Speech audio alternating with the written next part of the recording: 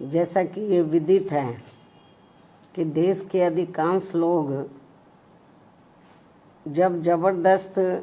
महंगाई, गरीबी, बेरोज़गारी व कमाई घटने आदि की हर दिन की भूख प्यास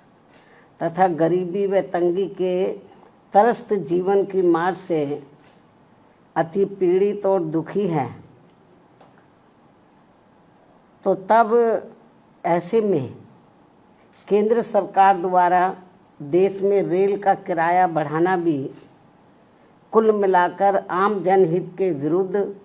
व संविधान के कल्याणकारी उद्देश्य की बजाय व्यावसायिक सोच वाला फैसला ज़्यादा लगता है। साथ ही सरकार द्वारा राष्ट्र प्रथम के नाम पर आम जन का जीएसटी की तरह ही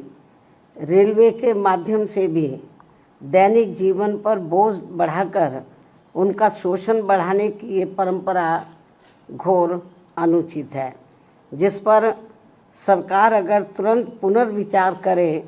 तो ये बेहतर होगा। वैसे भी इस समय देश में बढ़ती गरीबी, महंगाई व सम्मानजनक स्थायी रोजगार के घोर अभाव में परिवार को पालने के लिए अपना घर बार आदि छोड़कर पलायन करने की मजबूरी आदि के कारण यहाँ के करोड़ों लोगों के लिए ये रेल का सफ़र कोई फैशन, आनंद व पर्यटन नहीं है, बल्कि रेल का अति कष्टदायी सफ़र ये आम ज़रूरत व मजबूरी है। बल्कि रेल का यह अति कष्टदायी सफ़र आम ज़रूरत व इनकी ये आम ज़रूरत व मजबूरी है, जिसके तहत सरकार को इनके प्रति व्यापारिक नहीं बल्कि सहानुभूति का कल्याणकारी बर्ताव जरूर करना चाहिए। ऐसी सभी की इनसे हमेशा अपेक्षा रहती है। इसलिए सरकार को केवल अपने फायदे में व उससे मुट्ठी भर अमीर व संपन्न लोगों की चिंता करते रहने की बजाय देश के उन करोड़ों लोगों की समुचित चिंता करनी चाहिए जो रोजगार के अभाव में आत्मसम्मान का जीवन जीने को तरस रहे हैं तथा परिवार का कम से कम एक वक्त पेट भरकर किसी प्रकार गुजर बसर करने के लिए सरकार की योजनाओं का थोड़ा सा लाभ लेने को मजबूर हो रहे हैं। यही कारण है कि देश की आबादी में से लगभग 95 करोड़ लोग सरकार की कम से कम किसी एक सामाजिक कल्याण योजना का लाभार्थी बनने को मजबूर हुए हैं, जिससे ऐसे लाचार व मजबूर लोगों की संख्या अब बढ़ते बढ़ते वर्तमान वर्ष सन 2025 में लगभग 64.3% तक पहुंच गई है, जबकि सन 2016 में ये संख्या करीब 22% ही थी। किंतु अंतर्राष्ट्रीय श्रम संगठन के इन आंकड़ों को भी सरकार अपनी उपलब्धि बता रही है। क्या ये उचित व शोभनीय है? जबकि सभी को ये मालूम है कि सरकारी योजनाओं का थोड़ा सा लाभ लेने के लिए ज़रूरतमंद लोगों को कितनी भागदौड़ व परेशानी झेलनी पड़ती है। इसके अलावा प्रदूषण नियंत्रण के नाम पर भी देश में आए दिन खासकर इन करोड़ों गरीब मेहनत का सर्व मध्यम वर्गीय शहरी जनता को जो इन्हें अत्यधिक शोषण व परेशानी का सामना करना पड़ रहा है, तो उस पर भी केंद्र व खासकर दिल्ली सरकार को भी उचित ध्यान देना बहुत ज़रूरी हो गया है। वास्तव में लगभग 100 करोड़ से अधिक गरीब लोगों के भारत देश में वाहन प्रदूषण रोकने के लिए उसकी जीवन सीमा पर सख्ती से अनुपालन के अलावा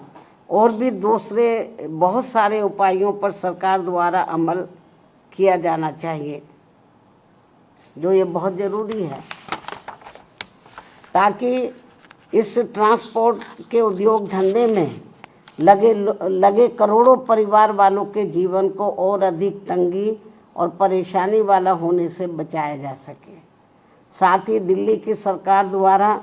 गरीब व दूसरे प्रदेशों से भी, खासकर यूपी, बिहार व बंगाल आदि राज्यों से रोटी रोजी के लिए पलायन करने वालों को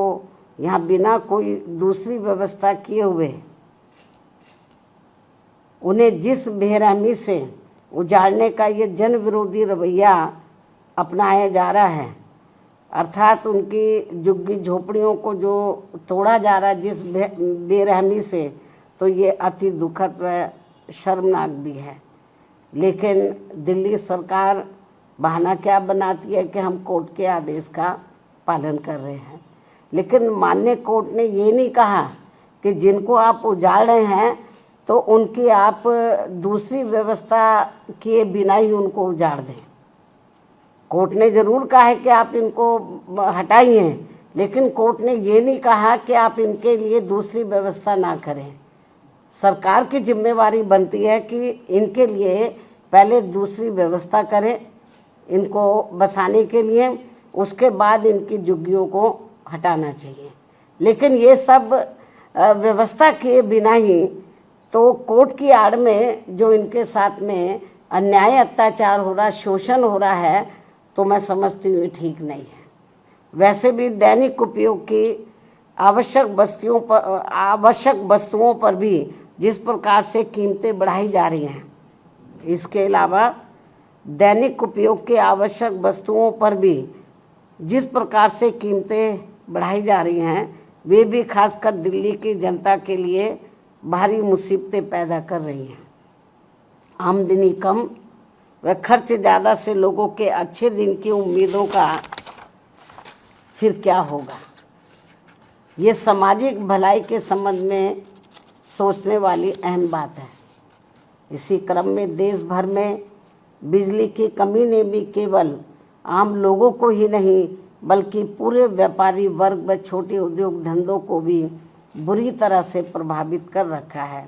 दिल्ली व यूपी सहित कई और राज्यों में भी बिजली के निजीकरण का उचित लाभ किसी भी ज़रूरतमंदों को संतुष्ट नहीं कर पाना भी सरकार की नीति में ये खोट व कमियों को जग जाहिर करता है, दर्शाता है। सरकार इस समस्या का भी संतोषजनक समाधान जितना जल्दी निकाल ले तो वह उतना देश हित में बेहतर होगा। अब मैं अंत में अपनी बात यहीं समाप्त करती हूँ। धन्यवाद। जय भीम व जय